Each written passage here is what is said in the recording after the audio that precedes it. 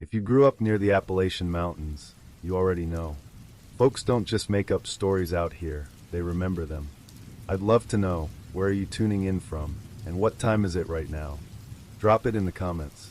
It's wild how many of us are sitting in the dark, listening to the same story, scattered across different corners of the country. Hit the like button and subscribe. It helps more people find their way into these woods, whether they should or not. Let's start. I was deep in the Appalachian backroads when my engine gave out. No signal, no passing cars, and not a single town sign for over 30 miles. I had a half-empty water bottle, a flickering flashlight, and enough gas in the tank to know the breakdown wasn't from running dry. When I stepped out, the silence didn't feel like peace. It felt like a warning. And somewhere in that heavy quiet, I swear I heard someone breathing before I even called for help. What I experienced that night changed the way I look at the woods and the people who live in them. It started as a simple solo drive through Appalachia. I was heading from Charleston, West Virginia to Asheville, North Carolina for a freelance documentary shoot. Something about abandoned mining towns. I'd taken the route south through Route 52, then detoured off onto smaller roads to get B-roll of the forest and backcountry. It was fall, leaves burnt orange and red, mist curling off the hills. Gorgeous, sure, but isolating. Some stretches didn't even have mile markers. I'd downloaded offline maps ahead of time, but once you're in the thick of it, even GPS can't save you. I was driving a beat-up green Subaru Forester, trusty but old. The kind of car that could take a gravel incline and still make it through 2 feet of mud. I wasn't worried. I liked the solitude. I'd always felt more at ease alone, away from people, especially after my last job ended in a screaming match and a shattered tripod. So I leaned into it, pulled over often, took drone shots of tree canopies and explored dead-end trails. But Appalachia is old, and the deeper I drove, the more it felt like the woods were closing in. Not just physically, but in some strange, invisible way I couldn't name yet. It was around 4:15 p.m. when the Subaru gave a sick sputter and coasted to a stop on an incline just past a faded green sign that said Black Hollow, 6 miles. I'd never heard of Black Hollow. It wasn't on any of my maps. My signal dropped to 0 bars. I tried turning the ignition again, nothing. Just a click. I popped the hood, poked around for signs of a leak or loose wire, but I'm no mechanic. All I knew was I wasn't going anywhere without help. So I grabbed my flashlight and a small day pack, locked the car, and started walking toward Black Hollow, figuring if it was a real place, it had to have people. The road narrowed into a cracked two-lane path framed by massive trees. The forest pressed in from both sides, tall, unmoving, watching. I heard nothing but wind. No animals, no bugs, not even the occasional bird call. Just leaves crackling under my boots and the sound of my own breath. I walked for maybe 25 minutes before I saw a sign. Welcome to Black Hollow. Pop 62. It looked handmade, nailed crooked to a tree. There was no pavement anymore, just gravel and dirt, weeds growing up the middle. Then I saw the first house. Old, sagging, with its windows boarded up. A rusted pickup sat in the front yard, tires flat and vines growing over the cab. No mailbox. No lights. I passed 3 more homes like that, each one abandoned, or at least pretending to be. It was about to get dark, and I hadn't seen a single person. I was considering turning back to the car when I spotted a pale light flickering behind a curtain in the house at the end of the road. I knocked once.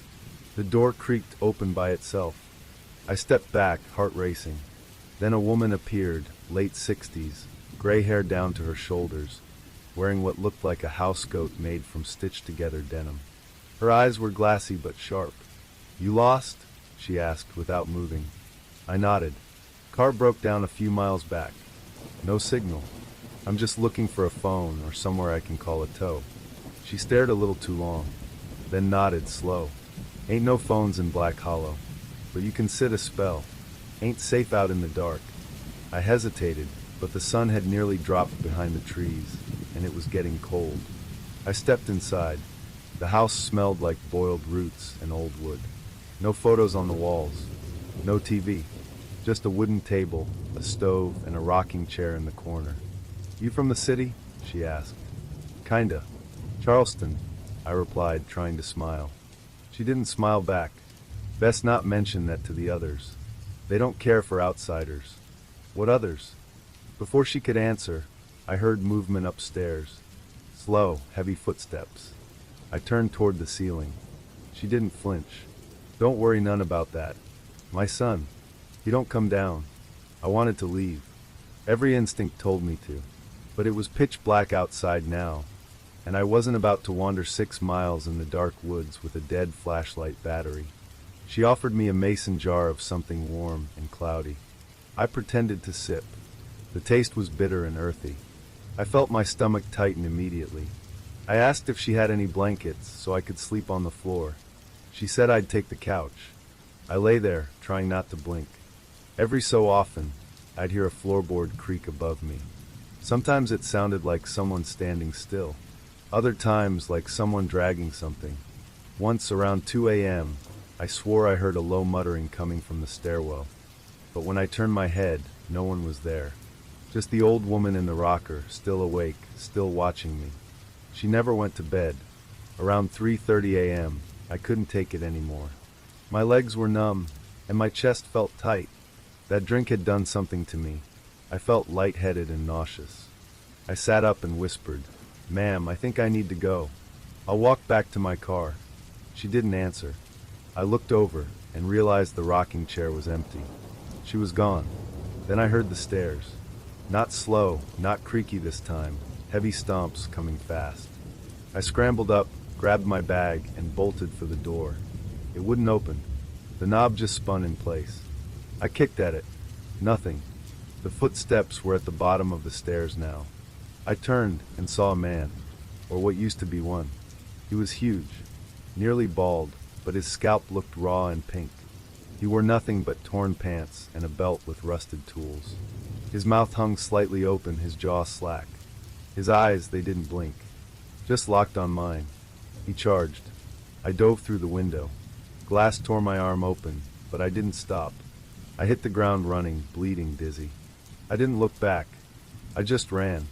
Through the overgrown path, past the broken homes, through the woods, twigs snapping underfoot, branches whipping my face. I swear I heard someone else running behind me. More than one. It took me over an hour to find the road again. When I reached my car, it was upright, untouched, but the hood was closed. I hadn't left it that way, and on the windshield was a single muddy handprint. I didn't tell anyone the full story until a year later. I lied to the tow truck guy, told him I'd gotten turned around, and slept in the car all night. He didn't ask questions, just towed me to a mechanic 2 towns over who replaced my battery and checked the engine. "There's nothing wrong with it," he said. "Car should have started just fine." I still have the scar on my left forearm. The cut needed 10 stitches. When they asked me what caused it, I told them it happened while hiking. They didn't press. A few months later, I tried to find Black Hollow on a map. Nothing. I zoomed in on where I'd broken down, just blank forest. Even the road I took is marked as closed. But here's the thing that keeps me up at night. A friend of mine who's a photographer sent me an old photo once. Said it was from a 1982 book on West Virginia mining towns. In it, there was a group of people standing in front of a general store. Dirty clothes, dull faces, all of them staring dead into the camera. One of them was the woman in the denim housecoat. Except the photo was 40 years old. I don't know what Black Hollow really was. I don't know if I barely escaped something that night, or if I left a piece of myself behind without realizing it. But ever since that night, when I'm alone in the woods or even walking a trail, sometimes I still hear that slow, heavy tread behind me, and I never stay to find out if it's real. I just keep walking, because once you've seen the way the woods watch you, you never unsee it. This happened in September of last year. I was moving cross-country from Pittsburgh to Nashville and decided to stretch it into a short road trip, something relaxing before a new job. I drove a lot of back roads growing up, so detouring off the interstate didn't feel risky. In fact, it felt familiar. I had a full tank, a warm flannel, and a playlist of old outlaw country songs on shuffle. Everything was golden until I hit a washed-out gravel road off Route 219, somewhere near the Virginia-West Virginia border. My GPS went fuzzy right before the pavement ended. I should have turned around, but something about the view ahead, dense pine trees and mountains layered in morning fog, made me think it'd be worth the drive. The road climbed fast. Every turn cut deeper into the hills, and eventually the trees grew so thick that light barely got through. I hadn't seen another car for almost an hour when my check engine light blinked on. A minute later, the power steering gave out, and I coasted to a dead stop near a clearing with nothing around but woods and silence. The clock said 3:24 p.m. No signal, no town name, just the eerie hum of an engine gone quiet, and the strange feeling that I'd crossed some invisible line I wasn't supposed to. I popped the hood, poked around, and found nothing obviously wrong. I tried restarting the truck, just a few weak clicks. I figured I'd hike back down the road until I got signal or found help. But after about a mile, I realized the forest was playing tricks on my sense of direction. I walked for nearly 30 minutes and never hit a curve I remembered passing, never saw a bend in the trees that looked familiar. It was like I was going in circles, until I noticed the path veering to the right, downhill toward a narrow wooden bridge over a creek I hadn't seen before. I crossed it. The road beyond the bridge was more like a foot trail, dirt and moss, roots poking through. About 5 minutes in, I saw a hand-painted sign nailed to a tree. Dry Creek Settlement, keep to the path. There was no date, no arrow, just a warning. I pressed on, heart thudding harder with every step. The forest thinned out slightly, revealing what looked like a cluster of cabins at the base of a slope. They were old, clearly lived in, but there was no electricity, no vehicles, and no sound. Smoke rose from a single chimney at the far end. The air smelled like wood smoke, damp moss, and something faintly metallic. I counted 5 buildings in total, built tight together like they were hiding from the rest of the world. I approached cautiously, calling out hello, as I stepped into the clearing. A girl, maybe 16, peeked out from behind a cabin wall, then vanished. An older man came around the corner soon after. His face was sun-worn, with a thick gray beard and deep-set eyes that didn't blink much. He wore a canvas shirt, patched over with leather and rope. "Truck break down?" he asked. "Yeah," I said.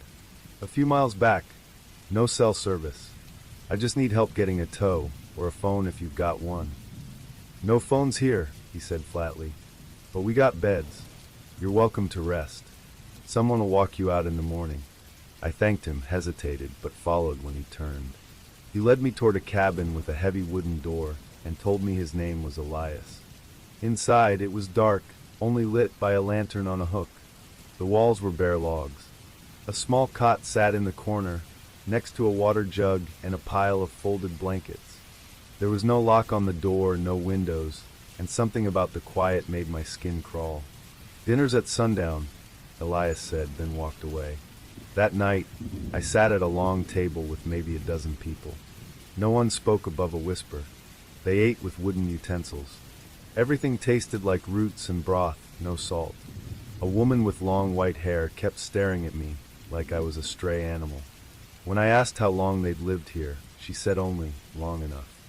I tried not to let my imagination get the better of me, but as the night wore on, I heard a low groaning echo from one of the nearby cabins. Not pain, something more primal, like a sound that had forgotten how to be human. When I asked Elias about it, he said, "Some folks here ain't all there anymore. We take care of our own." I didn't sleep. Not really. I lay on the cot listening to the faint scrape of footsteps outside my door all night long. Once or twice, I thought I saw shadows move under the crack of the doorway. I clutched my pocket knife in one hand and my keys in the other, praying the sun would rise soon.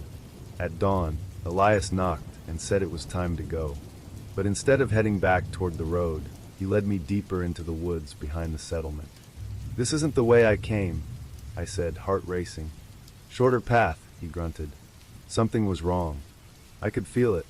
The trail narrowed quickly, and soon we were off any visible path at all. He stopped near a wide tree with a half-rotted trunk. "You wait here," he said. "I'll check ahead." He disappeared behind a ridge. I waited 5 minutes. 10. No sign of him. Birds had gone quiet again. Then I saw something sticking out of the dirt near the tree roots. A shoe, half buried, caked in dried mud. Still laced up. I dropped to my knees and dug around it. There were more bones beneath, human. The shape of a leg. Pants fabric still attached in patches. That's when I heard it. Fast footsteps coming downhill. I ran. Didn't think. Didn't shout. Just ran. I don't know how long I sprinted. Branches slashed at my face and arms. I tripped once, hit a root, and nearly cracked my head, but I kept going. Somewhere behind me, I heard shouts, 2 voices now. Maybe more. Eventually, I burst back out onto the road. No idea how I'd circled back, but there was my truck, exactly where I left it.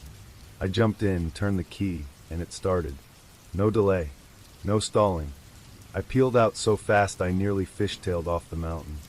I drove until I saw power lines again, another 30 miles, maybe more. I stopped at a gas station, bloody and shaking, and made up some story about getting lost while hiking. The clerk barely looked at me. When I asked if she knew anything about a place called Dry Creek, her eyes dropped. "That place," she said quietly, "ain't on any maps. Ain't supposed to be. Folks been trying to forget about it for decades." I pressed her, and eventually she told me a story. Back in the early 1900s, a group of settlers cut themselves off from the rest of the world after a flu epidemic. Built their own laws, raised their kids off-grid, never came back down. Over the years, hikers went missing in those woods. Only a few ever turned up again. Sheriff blamed bears. Locals stopped asking. I filed a police report anonymously a week later. Nothing came of it. When I checked satellite images, I couldn't find the settlement, just a thick patch of forest, darker than the rest. But here's the part one don't talk about. A few weeks ago, I got a letter in the mail. No return address. Inside was a photo, old, sepia-toned. A group of people standing in front of a log cabin. Elias was in the middle. Same face, same beard.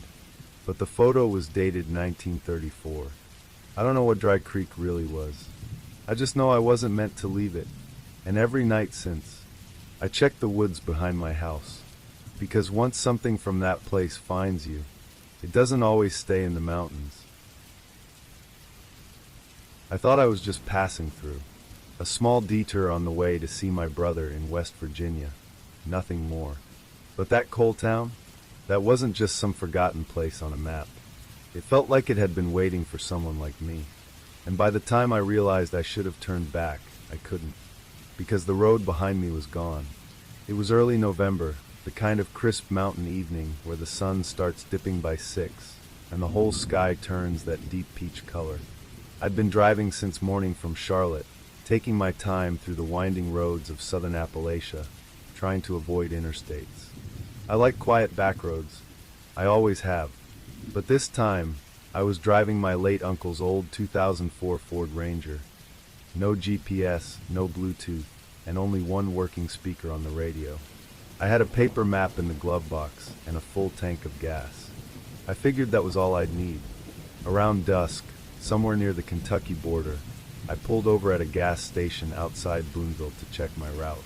A guy pumping diesel next to me mentioned a shortcut, some old mining road that would shave off 30 minutes. He pointed me toward it with a cigarette between his lips, never looking me in the eye. "Just take the coal road up past Herndon. You'll see a fork. Veer left when you see the old rusted railroad bridge," he said. "Don't stop in the town unless you got a reason to." I should have listened closer. The road started out smooth, paved but narrow, snaking through thick woods. I passed a couple old signs, weathered and leaning, names I didn't recognize. Red Creek, Pine Hollow. Every so often, I'd see an abandoned trailer or a mailbox with no house behind it. The deeper I went, the more it felt like I was dipping into somewhere untouched by time. By the time I hit the fork, it was near dark. I veered left like the guy said, and passed under a rusted-out bridge with Conway Mining Company, still faintly visible on a corroded sign. The air got colder almost immediately, like something dropped the temperature 10 degrees in a second. I remember rolling up the window, even though the AC wasn't on. I figured I'd hit this so-called shortcut coal town in a mile or two, then cut through and reconnect with Route 16.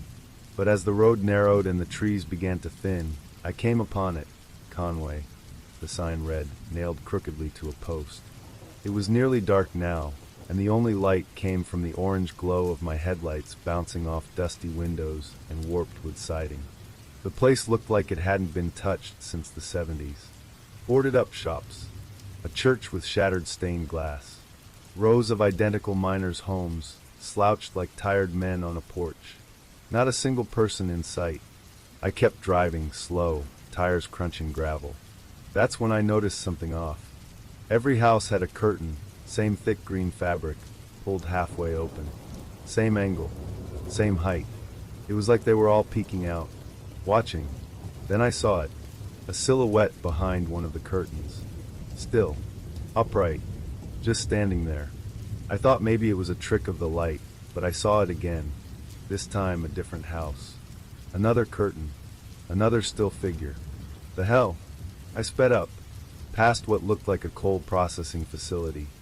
Huge metal drums and a conveyor belt skeleton left to rust. One of the drums was turning. Slowly. I stopped the truck, rolled down the window. No wind, no sound, just the low, rhythmic creak of that one massive drum moving, even though the others were dead still. My gut twisted. I turned to check the side mirror. That's when I saw a man standing at the back edge of the processing yard, hands at his sides, head tilted.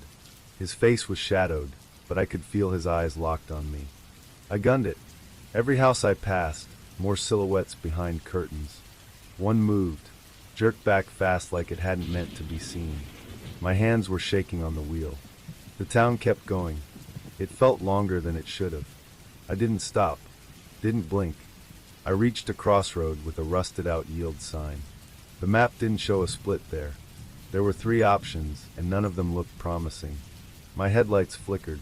I picked the one straight ahead. That's when I noticed the first thing that truly made no sense. I passed the same church again. Same shattered stained glass. Same broken bell tower. I recognized the jagged edge of the front steps.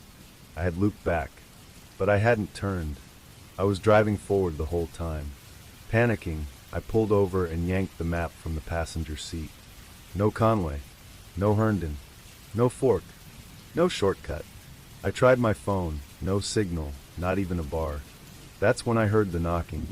A slow, steady knock, 3 taps, on the rear driver's side window. I froze. Didn't look. Another knock. Same rhythm. I turned slowly and saw nothing. Empty gravel shoulder. But the window had condensation on it. 3 small marks where fingers had rested. I was done. I threw the truck into gear and floored it. Every part of me was screaming to get out. But the road didn't end. I kept driving through Conway for what felt like 20 minutes. Then 30. No exit. Just more houses. More green curtains. More watchers. Then I passed the gas station from earlier. Same one. But how? I recognized the peeling paint. The broken Coke machine. My heart dropped when I saw the diesel truck still there, and the same man still standing beside it. Same cigarette, same blank stare. But when I drove past, this time he turned and smiled. I don't know what broke inside me at that moment, but I started screaming. Just screaming. Loud, animal sounds I didn't know I could make. I slammed my fist on the steering wheel, veering off the gravel and nearly into a ditch. The truck stalled. Dead. No engine sound. No lights. Total silence. I sat there, in the dark, for what felt like minutes. Hands shaking. Then the knocking started again. Not at the window, on the roof. 1, 2, 3. I looked up through the windshield. Nothing. Then the knocks moved, along the roof toward the hood. Something was walking on the truck. Heavy boots. Slow, deliberate steps. Like they knew I couldn't run. I held my breath. The last footstep stopped directly above the windshield. I heard a creak. And then, I swear to God, I heard something crouch. A shape came into view against the moonlight. A man. wearing a miner's helmet, face smeared with soot, hollow eyes, and he leaned forward, peering down through the windshield, until his head was upside down, staring right into my face. I couldn't move. His mouth didn't open, but I heard the voice, like it came from inside the cab, inside my skull. "You went where you weren't supposed to." The lights came back on. He vanished. Truck engine roared to life on its own. The dashboard flickered. The radio started blaring static, and the wheel on its own turned hard left. The truck took off. I wasn't driving. It took me through town again, past every house, every face. They were all looking out now, curtains fully open, faces pale, motionless. Children, old folks, miners with helmets, all standing still in their homes, staring as I passed. The truck pulled itself toward the edge of town, through a narrow tunnel of trees. I was crying. I think I was praying too, just whispering the word please over and over. Then, finally, the road opened, and the truck rolled to a stop on its own. I looked back. The coal town was gone. I didn't talk for a full day after it happened. Drove straight to my brother's place in Beckley without saying a word. Didn't eat. Didn't sleep. Just stared at the wall and shook. He thought I'd gotten into an accident. Wanted to call the police. But how do you report something like that? When I finally pulled myself together enough to look up Conway, I found nothing. No town. No mining company. Even Herndon was just a ghost name on a 1950s mining registry. The shortcut doesn't exist on any map, not even topographic ones. A few weeks later, I went back to Boonville to find the gas station. It was there, but different. Closed for years. Broken windows. Ivy crawling up the walls. No diesel pump. No man with a cigarette. Just a rusted-out shell. Inside, on the back wall behind the register, I found an old framed photo. It was a black and white image of miners standing in front of the Conway Bridge. And in the far corner, there was a man leaning against a truck. He had the same face, same crooked smile, same cigarette. That night, I checked the truck, the one I drove that day. Still parked in my brother's garage. Looked fine, still ran fine. But on the inside of the rear window, faint but visible, were 3 fingerprints. Perfectly spaced. I've never taken that route again. I don't drive through Appalachia after dark. And I don't talk about that night unless I've had one too many and the right song comes on the radio. But every now and then, when I'm on the road alone and the sun starts to drop behind the trees, I see a green curtain half open in the window of some house in the distance. And I know they're still watching, just waiting for someone else to take the shortcut. It started with a wrong turn. I wasn't supposed to be on that road. I wasn't supposed to be anywhere near those mountains. But the GPS rerouted and I trusted it. Deep in the Appalachians, somewhere past cell service and common sense, I drove into a place I don't think I was meant to find. And what I saw there still keeps me awake at night. This happened in the fall of 2019. I was living in Asheville at the time, freelancing for a photography magazine that sent me all over the region. That week, I was on assignment to shoot abandoned mining architecture in West Virginia. Simple stuff, mostly crumbling silos and rusted conveyor belts. The kind of thing that made for decent cover art and background stock. I'd planned my trip carefully, booked motels in advance, and plotted routes with backup paper maps in case I lost GPS. But the Blue Ridge doesn't play by the rules. Somewhere after leaving Whitesburg, I ran into unexpected road construction. Google Maps rerouted me onto a detour I didn't recognize. I double-checked my location, still on course, just a bit longer. I figured it'd be a scenic drive and kept going. The sun was still up. I wasn't worried. The road narrowed almost immediately. Pavement gave way to patched gravel. The trees on both sides grew tighter, and the sunlight started filtering in slivers. I passed a faded wooden sign that read, Carver's Fork, Pop 81. I hadn't seen that name on any of my maps, printed or digital. There was no cell signal, but the GPS blue dot still tracked. I assumed I'd reconnect once I got closer to the state line. The road climbed slightly, curving up through heavy pine, the kind of dense forest that makes you feel like you're being swallowed by the hills. Every so often I'd pass an old mailbox or an overgrown driveway that led into the woods, but no people, no cars. After maybe 20 minutes, I saw a small building up ahead. A church, white clapboard siding, a simple wooden cross on top, and a tilted sign that said First Light Tabernacle. I slowed down out of curiosity. The parking lot was just gravel and weeds, but 2 trucks were parked off to the side. Old models, maybe 80s or early 90s, both caked in mud. There were no license plates. I didn't stop. Something about that place, the trucks, the silence, the crooked sign, gave me a strange feeling in my chest. Not fear exactly, more like pressure, like I was somewhere I shouldn't linger. About a mile past the church, the forest broke and the road dipped into a hollow. That's when I saw it. A small collection of houses, trailers, and collapsed sheds. A little settlement tucked into a bowl of hills. No name, no signage. I slowed down to a crawl. People lived there. I saw them. A man on a porch, shirtless, sitting in a plastic lawn chair, arms crossed. A woman hanging laundry on a sagging line, staring dead-on at me as I passed. 3 kids sitting on overturned buckets by a rusted car, watching in total silence. Their expressions weren't angry or confused, just blank. Like I wasn't a surprise. Like they'd been waiting for me. I nodded politely, kept driving. At the far edge of the settlement, I passed a weathered green shack with a corrugated roof and a hand-painted sign. Fuel. Knives. Feed. A gas pump, an old analog one, stood out front, half buried in weeds. The shack's door was open, but nobody stood inside. I considered stopping for gas, but didn't. Something in my gut said no. I still had over half a tank. Beyond the shack, the road narrowed further, and the forest swallowed me again. The light was fading.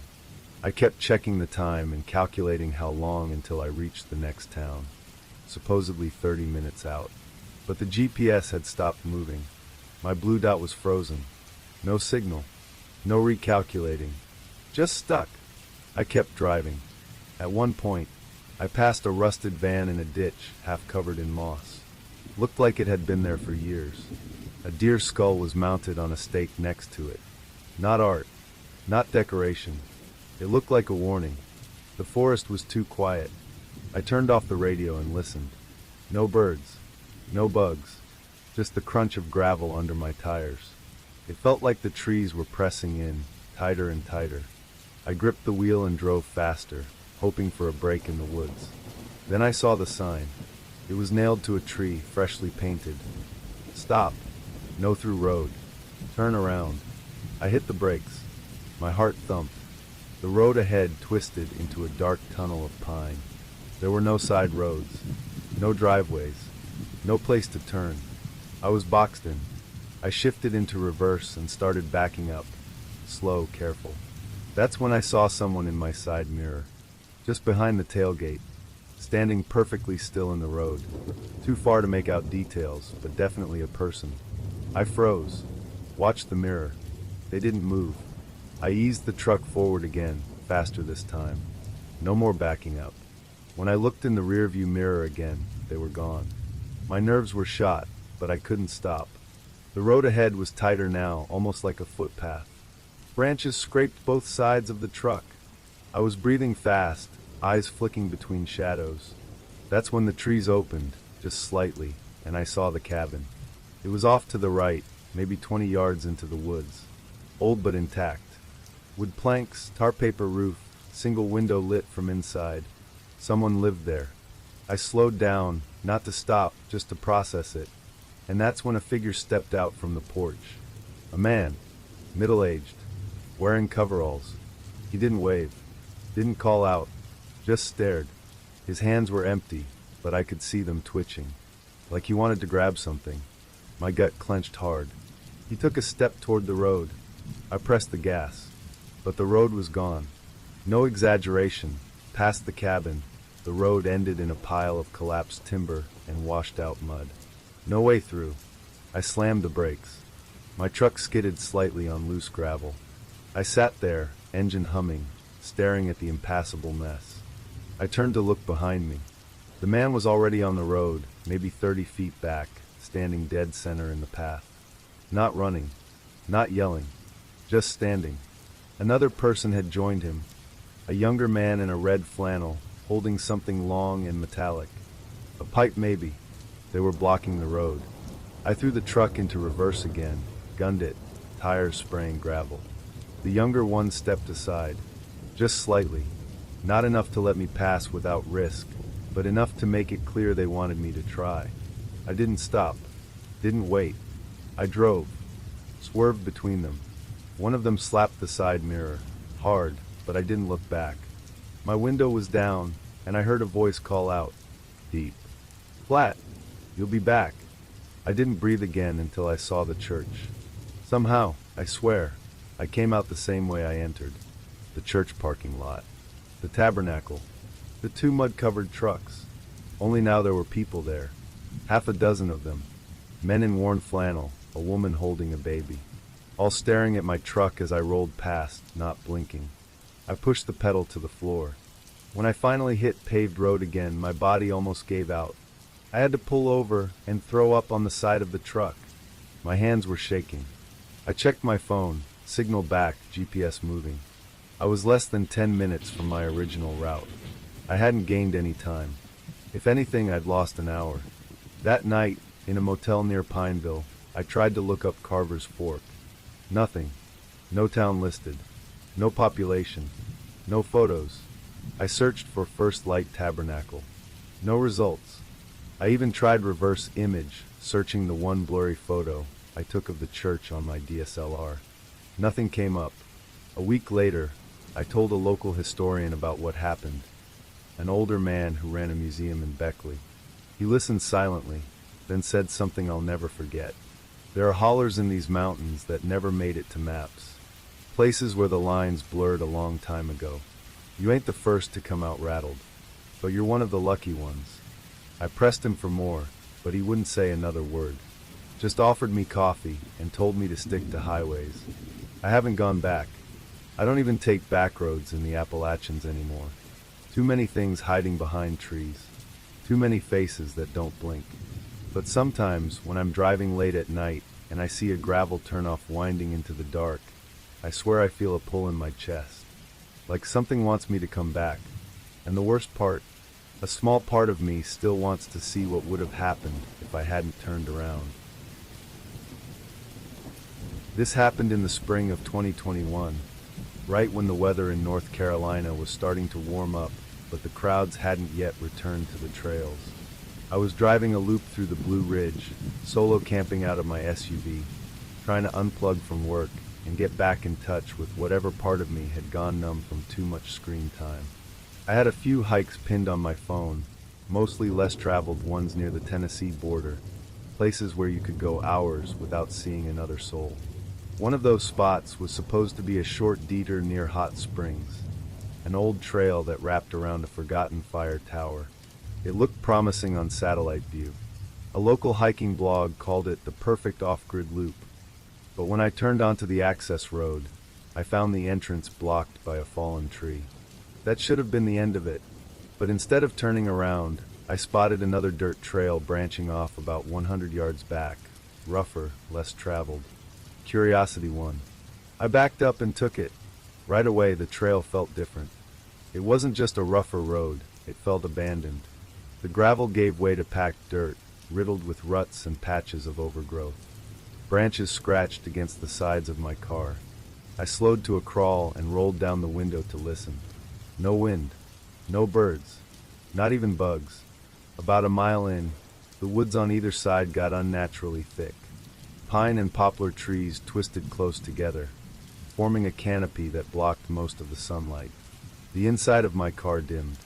I checked my phone, no bars. I figured I'd just find a spot to turn around and hike the rest on foot, but the trail curved sharply, then opened into what looked like an old lot. It was flat and half-paved, with moss-covered stone markers along one edge. Faded paint on the ground hinted at parking lines long gone.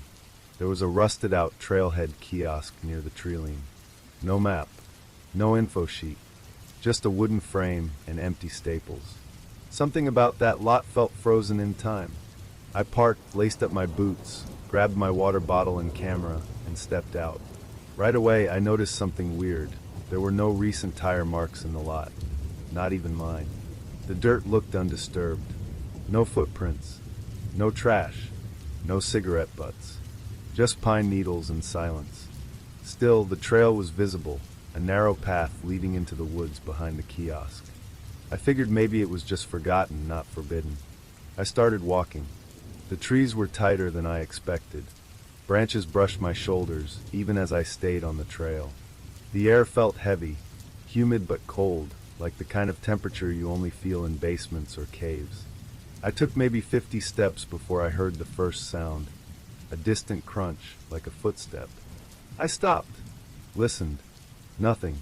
I convinced myself it was just an animal and kept walking. But the trail got stranger. Every few yards, I'd pass signs of man-made structures. An old bench almost swallowed by vines, a half-collapsed footbridge, a stone fire pit ringed with moss. No recent use. No graffiti. It was like people had just stopped coming one day and never came back. About 20 minutes in, I came across something that really messed with me. There was a shoe in the middle of the trail. A single hiking boot. Muddy, sun-bleached, with the sole half detached. Beside it, a small pile of smooth stones stacked like a cairn. 6 of them, balanced carefully. I took a photo and kept moving, unease building in my gut. A few minutes later, I passed another cairn. This one had a glove laid across the top, worn leather, the kind you'd wear chopping wood. I was beginning to realize this wasn't just weird, it was arranged. Deliberate. The deeper I went, the worse it felt. The trail narrowed again, and that's when I noticed something that nearly made me throw up. High in the trees, strung between 2 thick branches, was a piece of rope, and hanging from that rope was a torn, sun-faded backpack. A child's backpack, purple with cartoon flowers. I stopped, took a step back. Every part of me screamed, "Leave now." Then I heard it again, footsteps. This time behind me. I spun around. Nothing. But the air had changed. I could feel it, like I'd passed through something. My breath fogged slightly, even though it was nearly 70 degrees outside. I started walking faster. Not quite running. Not yet. I turned a bend and nearly tripped over a rusted metal gate lying across the trail. Beyond it, the trail opened into a small clearing. And in that clearing was a cabin, or what was left of one. Just the foundation, really. Half walls, collapsed roof, a chimney still standing. What struck me wasn't the structure itself, but what surrounded it, cans. Dozens of tin cans, strung from trees, hanging from twine, swaying slightly even though there was no wind. Each one had been dented or slashed open, like they'd been cut, not weathered. In the center of the foundation was a blackened fire pit. Fresh ashes, still warm. I backed up slowly. Then behind me, I heard the distinct click of a can being tapped. Just once. I turned. Nothing. But another can swung harder now. And then another. Something was moving through them. I didn't wait. I ran. Full speed, crashing through the trail, tearing through branches. I didn't look behind me. I couldn't. I was too afraid of what I'd see. I hit the trailhead lot in what felt like seconds, but my car looked different. There were fresh scratches on the driver's door. Long ones, like fingernail marks. My mirror was folded in, and on the hood someone or something had left 5 stones. Smooth, carefully stacked. I jumped in, locked the doors, and peeled out of there so fast I nearly lost control. But as I left the lot, I saw something in the side mirror. A figure, standing at the edge of the trail.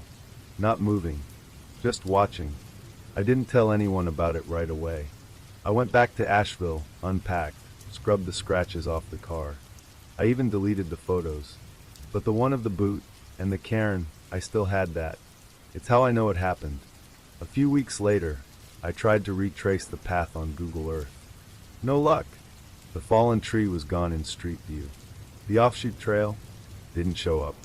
I checked local hiking forums, ranger stations, even a retired forestry guy in Hot Springs. No one had ever heard of a trail matching what I described. I asked if there had ever been a fire tower out there. One guy vaguely remembered one, burned down in the 90s. Way off the grid. Place never got marked again. People said weird stuff started happening around it after. When I asked what kind of weird stuff, he just said, people went out there and didn't come back. Dogs too. After a while, no one went. He wouldn't say anything else. Since then, I've stayed away from that stretch of mountains. I still hike, but never off trail. Never alone. And never where the trees get too quiet. But here's the part that really haunts me. 2 months ago, I was walking through a park near my new place in Hendersonville.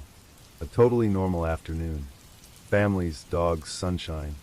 I sat on a bench to tie my shoe. And when I looked up, just 10 feet away, balanced neatly on top of a trash can, was a small pile of 5 stones. Smooth. Stacked. Identical to the ones I saw in the forest. I didn't touch them. I didn't wait around. And I've been checking my rearview mirror ever since. I should have taken the detour like the GPS told me. But when you're running late, a shortcut through the Blue Ridge backroads feels like a blessing, until it isn't. Somewhere past dusk, my headlights caught a cabin just off the gravel turn, tucked deep in the trees with its porch light flickering like it had been waiting for someone. My engine stalled right after I passed it. What happened next? I don't think I'll ever get over. This happened in the summer of 2021. I was on my way from Asheville to a small town near Whitesburg, Kentucky, delivering a vintage jukebox to an old couple who'd bought it off Facebook Marketplace. I do side gigs hauling stuff on weekends for extra cash, and this was supposed to be an easy Friday run. Pick it up in Asheville by noon, drop it off before dark, back home by midnight. The drive through the Smokies is peaceful if you stay on Route 23, but I got caught behind a multi-car pileup and decided to shave time off with a less traveled mountain road. The map showed it connecting back eventually, and it looked well paved enough, until it wasn't. After about 40 minutes of winding through elevation, the trees thickened, cell service disappeared, and the sun dropped quicker than I expected. The road narrowed, then turned to gravel. I slowed to avoid a pothole, and that's when I saw it. A narrow driveway leading to a lone cabin tucked into a slope, almost hidden by overgrowth. A warm yellow light flickered in the front window. I barely noticed it before my dashboard lights blinked off, and the engine sputtered dead. I tried the ignition again. Nothing. The cabin was the only sign of life for miles. I sat there for a minute, staring at the steering like I could will it back to life. No signal. I even held my phone out the window like that would change anything. Still dead. I figured I'd knock on the cabin's door, ask to use a phone, or just see if they had jumper cables. The porch light buzzed above me as I walked up the 3 steps. The cabin looked lived in, but old, log siding worn down, windows streaked with rain, no car in the small gravel patch beside it. I knocked twice. No answer. I gave it another second, then knocked again, this time louder.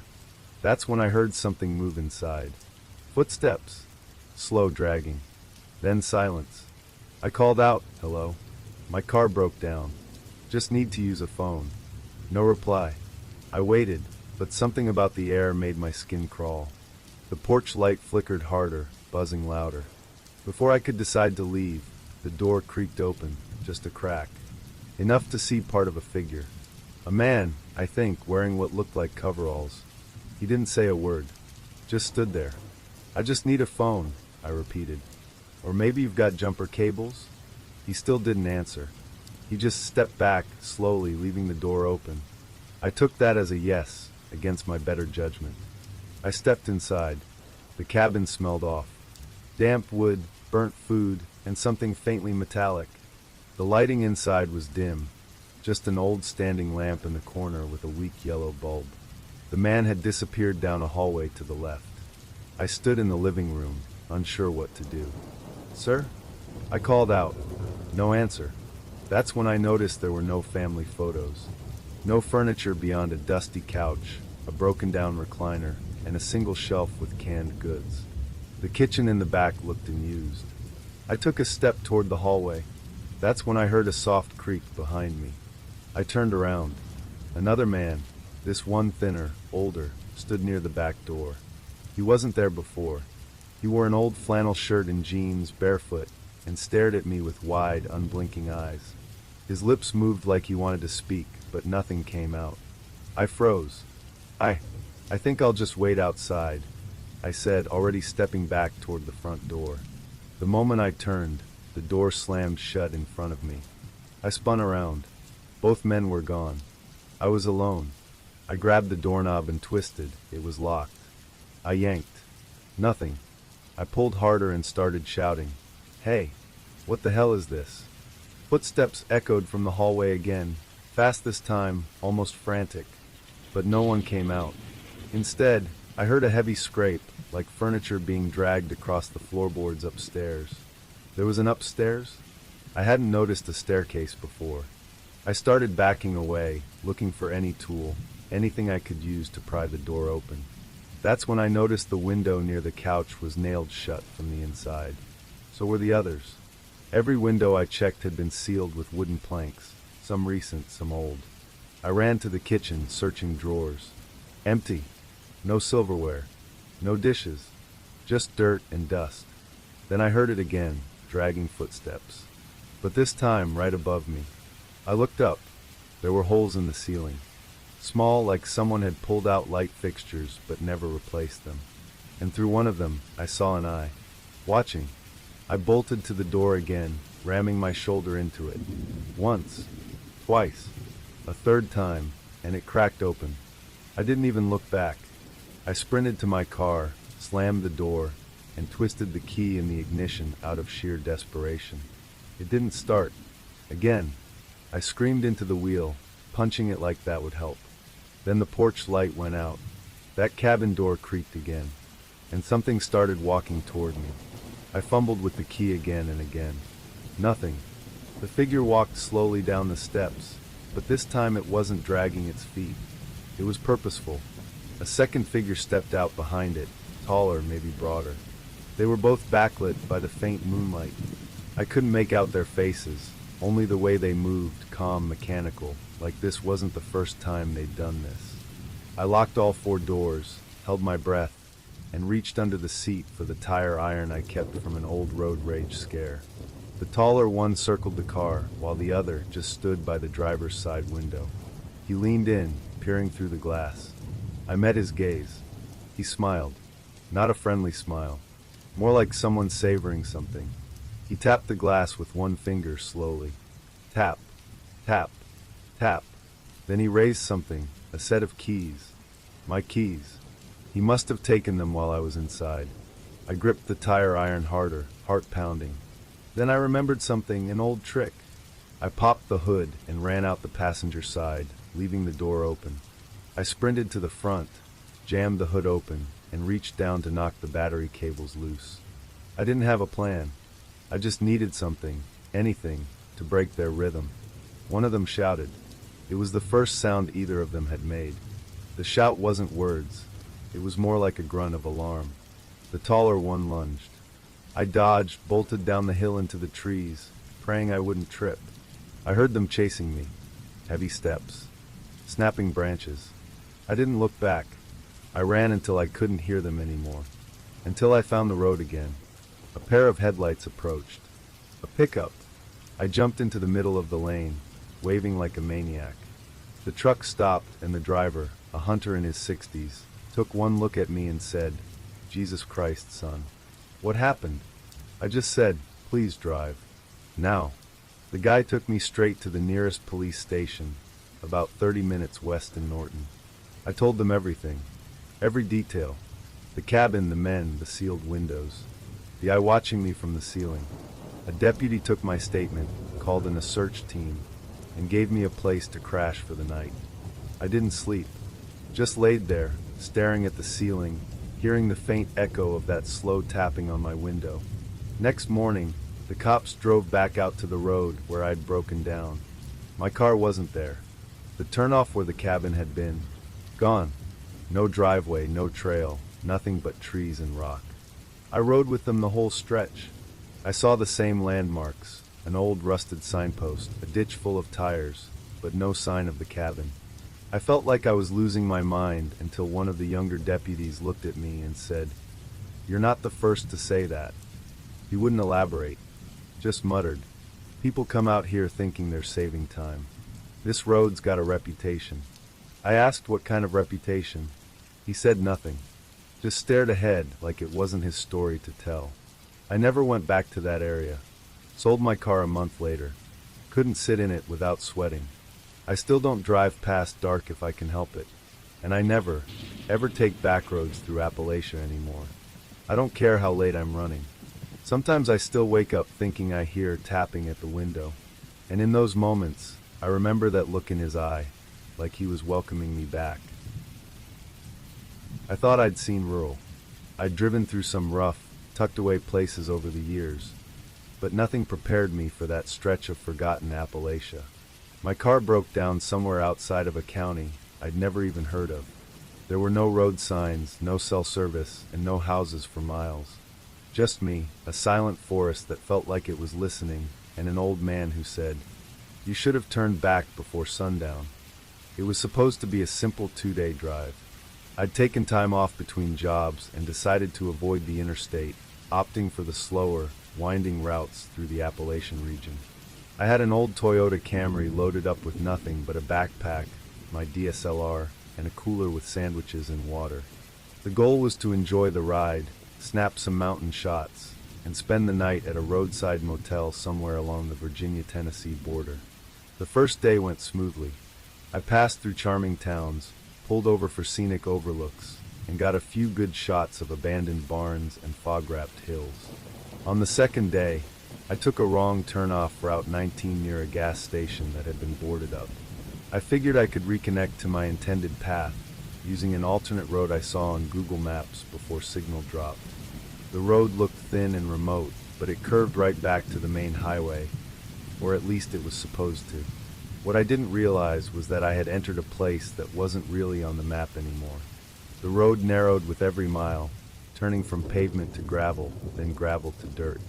Trees crowded closer until they arched over the road entirely, like a tunnel of moss and shadow. At first I didn't panic. I'd driven back roads before. But when the car began to stutter around a tight bend and finally came to a full stop with a soft wheeze, reality set in. I was miles deep in the hills of a county that, as far as I could tell, didn't even have a name on the GPS. And my car wasn't moving. I popped the hood and stared at the engine, but I didn't know what I was looking for. I tried the ignition again. Nothing. Just a dull click. I had no cell service, and the air had taken on that eerie, still quality. No birdsong, no breeze. Just a heavy silence. I grabbed my flashlight and followed the road on foot. After about 20 minutes, I saw an old wooden sign partially buried in weeds. It read, "Welcome to Millfield County. Pop." The last part had been scratched out, replaced with what looked like a crude X. The paint was faded and peeling. The post it hung from had moss growing up one side and looked like it hadn't been touched in decades. Just beyond the sign was a split in the road. No markers. I chose the left path, mostly because it sloped downward, and I figured it might lead toward a creek or settlement. I was wrong. After maybe a mile of walking, I came across a man sitting in a folding chair on the porch of a trailer home. The trailer looked like it had been dragged out of a scrapyard. The siding was rusted, the windows covered in foil, and what looked like chicken bones dangled from strings along the roof edge. The man didn't stand. He didn't smile either. "You're not from here," he said, eyes squinting against the late sun. "No," I said. "Car broke down a couple miles back. I'm trying to find a phone or some help." He paused, then gestured toward the woods behind his trailer. "There's a church about 3 miles that way. Go straight, don't turn. You'll know it when you see it." Something about how he said that made me uneasy. Still, I thanked him and started toward the path. Behind me, I swear I heard him mutter, "Should have turned back before sundown." The woods grew even thicker. Branches hung low, and the underbrush tangled around my legs like it didn't want me to pass. About halfway through, I found a wooden gate, rotted and split. Past it, the trail opened into a clearing where an old white chapel stood crooked under a leaning cross. The windows were black, and the door was ajar. I called out. No answer. I stepped inside. The pews were all pushed to the walls. In the center of the room was a single chair, and above it, hanging from the ceiling, was a rusted lantern swinging slightly, though there was no wind. Along the back wall, in black charcoal or soot, someone had written a phrase that stopped me cold. All outsiders must choose. That's when I heard footsteps, slow, deliberate, behind the chapel. I ducked behind the last pew, heart pounding. Whoever was out there wasn't trying to be quiet. The footsteps circled around the building once, then stopped directly outside the door. A low voice, raspy and male, called out, "You come in here, you better mean to stay." I didn't move. The door creaked as someone pushed it open fully. I could see boots, mud-caked and heavy, step just inside. He waited, then walked up the center aisle slowly toward the chair. As he passed my hiding spot, I saw his hands, calloused and tattooed with strange symbols that looked homemade, like jailhouse ink. He stopped at the chair and reached into his coat, pulling out a burlap sack. He tied it to the top of the chair and began muttering something under his breath, something rhythmic, like a chant or a prayer. I didn't stay to hear the rest. I bolted out the side entrance, tore through the underbrush, and didn't stop running until my lungs were burning and my legs gave out beneath me. I scrambled up a hillside and hid under a fallen log, clutching my flashlight like a weapon. Minutes passed. Then I heard more footsteps. Multiple. Voices whispering, laughing, branches snapping nearby. They were looking for me. I lay still as the sun vanished completely and the woods filled with sound. Whispers, chuckles, something metal clinking against something hard. Then silence again. I waited until the sky began to lighten before I moved. At first light, I found the road again, somehow miraculously, and there was my Camry, just as I'd left it. I unlocked the door, slid in, and turned the key. It started instantly. I drove like hell until I reached a gas station, just outside of a town called Richfield. I didn't even stop for gas, just parked and ran inside, begging to use the phone. I told the clerk part of the story. He went pale and told me to wait. A few minutes later, an old sheriff's deputy came in. He was in his 60s and wore the kind of face that had seen things he didn't talk about. I gave him my route, showed him the photos I had of the trail sign and the chapel. He looked at them without blinking. "That county hasn't existed since the 70s, he said.